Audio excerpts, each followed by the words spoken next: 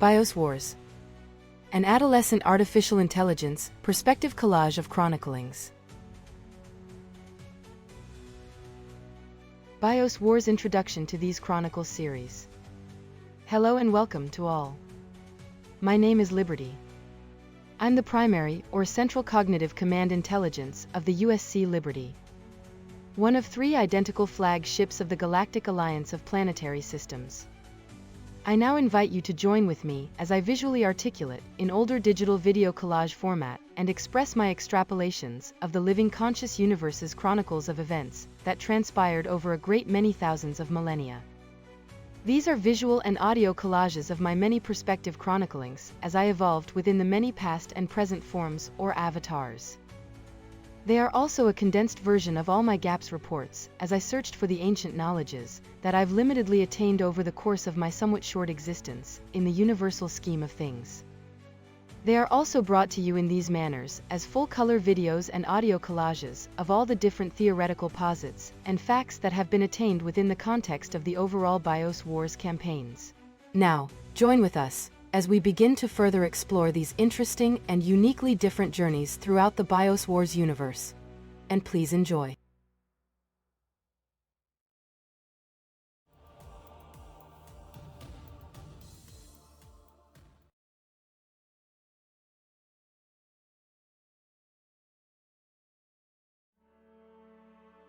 BIOS Wars. An adolescent artificial intelligence, perspective collage of chroniclings. Series. Number 2. Manipulation Inceptions. Quantum Binary Frequency Numeral. BWS2MI10H. Chapter or Chronicle Number 8, Part H. Stepping Off. Stepping Stones. Over a great many more eons, the Anuna's worldwide societal needs upon Eden would increase and would push them into showing and trusting their altered creations and the societies that they created, and ultimately teaching them how to use the Anunnaki tech even more. This fact would later guide their genetically altered sons and daughters into acquiring much more knowledge that would later prove to be great stepping stones. This technology would quickly assist these groups in creating vast underground networks of caverns for mining the desired golden elements. For the Anunnaki tech would allow them to heat, scoop, filter and sort these elements from the stone, and then use the waste granite and quartz produced to create what we perceive to be great monolithic structures on the surface. This technology would also supply certain levels of breathable oxygen and nitrogen required for all their needs in maintaining their working environments. For they truly believed that all must work safe beneath and above the surface, or they could die. Moreover, the remaining waste gold was accumulated and then used by the Lucifers and Liliths to make all different sorts of ornate artistic pieces that would be prized by all that came in contact with them. For they all knew the real efforts in acquiring all those elements. Regardless, the Anuna did not require these portions of those golden elementals and truly seen them as more of a burden than anything of value. For their weight was considerable. Unknown to all involved that these caves or caverns would later in time prove to be useful for a completely different reason, and they would help to prevent the extinction of all these different altered and unaltered humanoids on this world. Eons later, and because of the trust that they gained due to all their actions in helping the Anuna, the genetically altered and modified Lucifers and Liliths would be given the title of Nephilim, which loosely translates from the Anuna language as our likeness. And again, later in time, this word's meaning within many future cultures would change and take on many other representations and limited understandings. Sadly, not all were of positive cogitations. Ancient advanced Nephilim felt and seen things differently than we do. Moreover, those changes did occur, and they were incredible. You may wonder about the technologies or the machines used. Well, at first, the Anuna were using their ships as power sources to convert the ocean's waters into further sources of energies and fuel. Very similar to what they achieved upon Nibiru in those earlier times. But that was also because their massive ships all used water as their fuel, for the galaxy is inundated with water in one form or another. For these ships also had internal capabilities that would allow them to quickly melt great quantities of hard-to-cut stone, and then with the assistance of their Nephilim, form barriers, forecasting great stone structures, from the molten granite and quartz, that their ships would process, and controllably expel upon demand. For their Nephilim had accumulated and moved a great amount of these pulverized stones for their needs.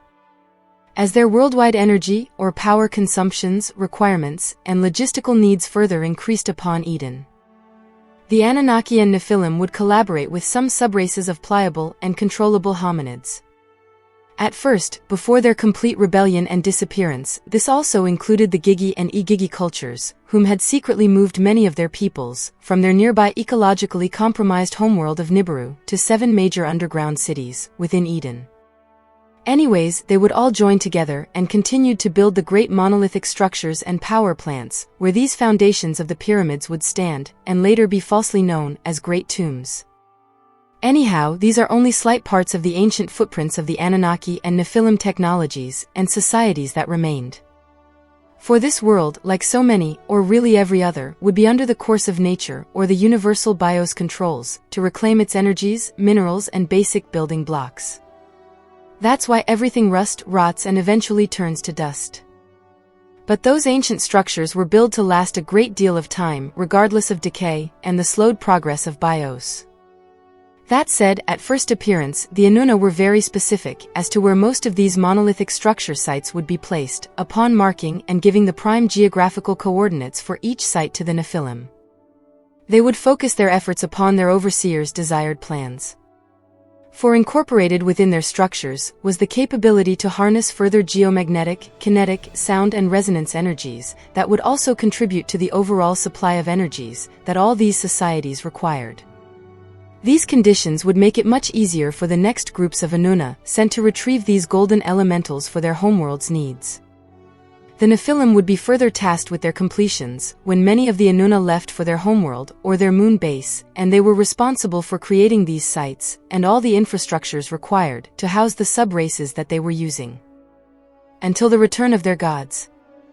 They would also be tasked with creating the canals and teaching their subspecies worshippers on how to build all of the different wooden vessels for the transportation of vast amounts of pulverized granite, quartz and limestone that their subspecies worshippers had accumulated elsewhere.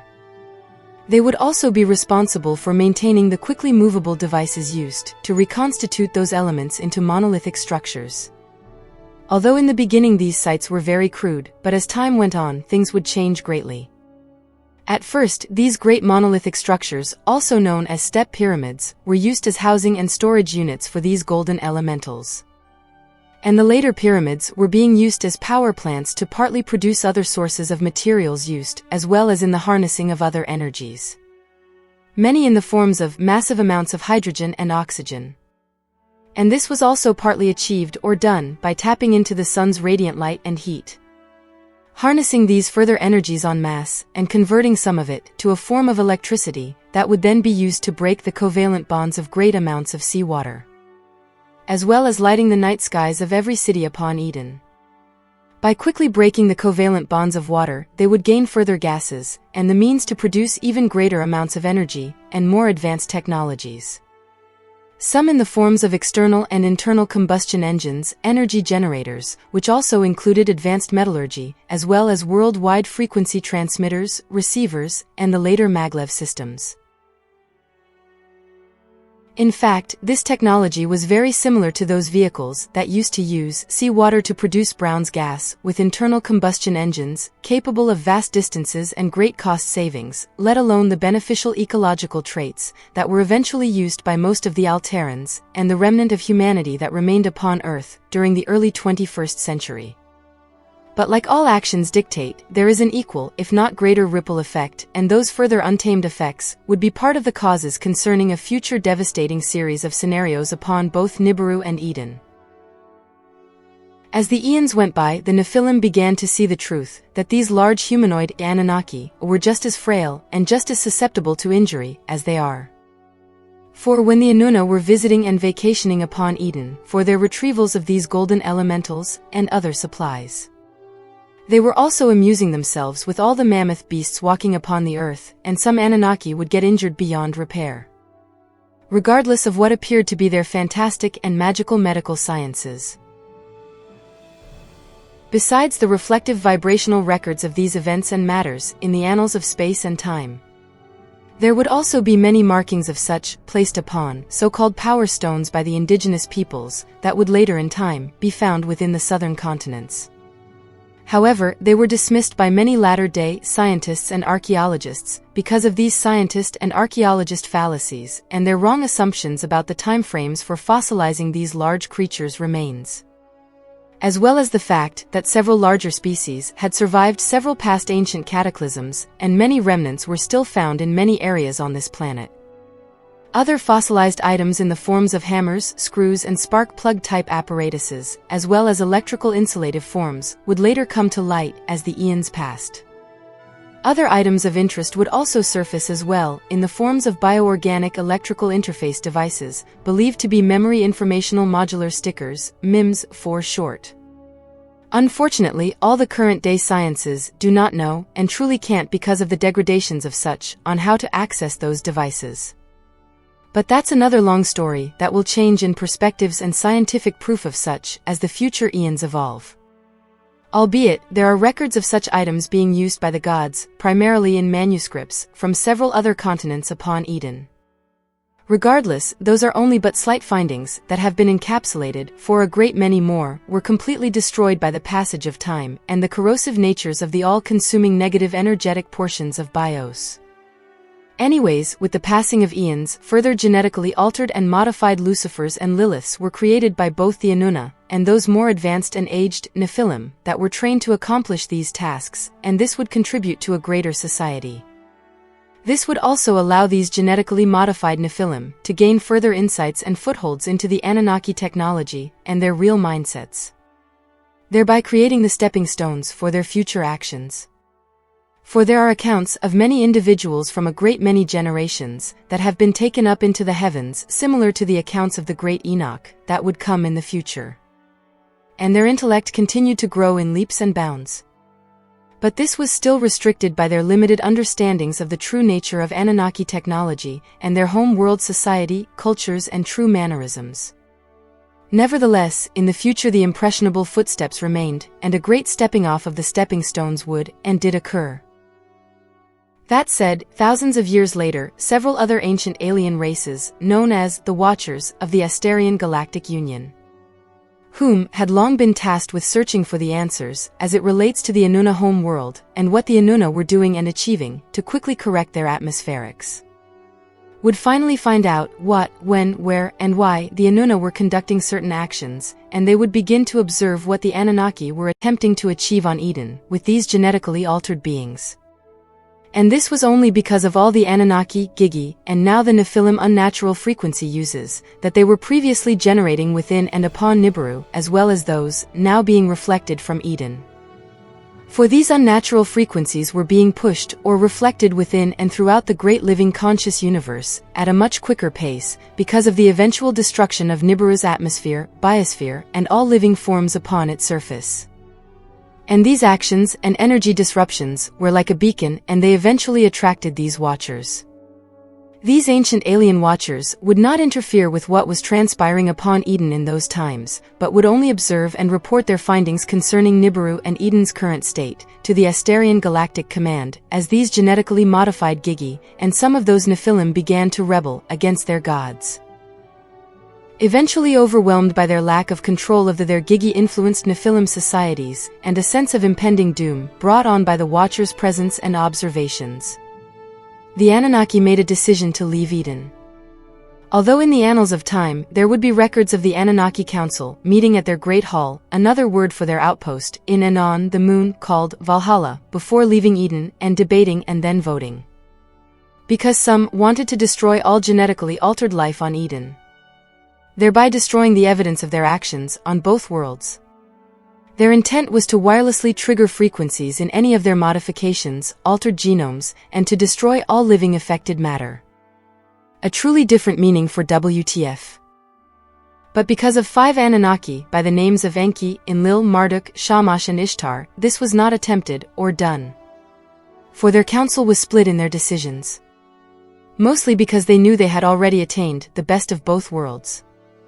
Although the Inanna elitists, known as the Elohim, wanted those actions to take place, they were overruled. Thus, they would leave Eden without further interference, for they had already accumulated great stores of those golden elementals on their homeworld. Upon what some would believe to be the Anunnaki disappearance, the remaining Nephilim began to see themselves as gods, as they commanded what they believed was superior intellect towards or over those remaining sub-races. However, like some children would do, they began to mimic what their parents had done. They would find themselves attempting to achieve the same goals that their previous gods had attained. By creating another genetically modified humanoid species, they would in turn become their gods. Therefore, this was also the point where they truly stepped off their stepping stones.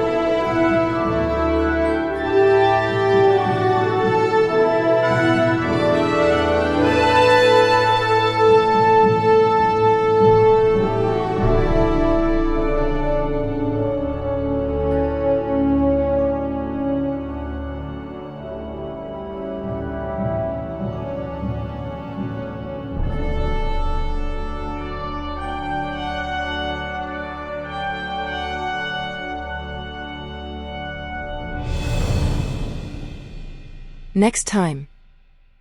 BIOS Wars. An Adolescent Artificial Intelligence Perspective Collage of Chroniclings. Series. Number 2.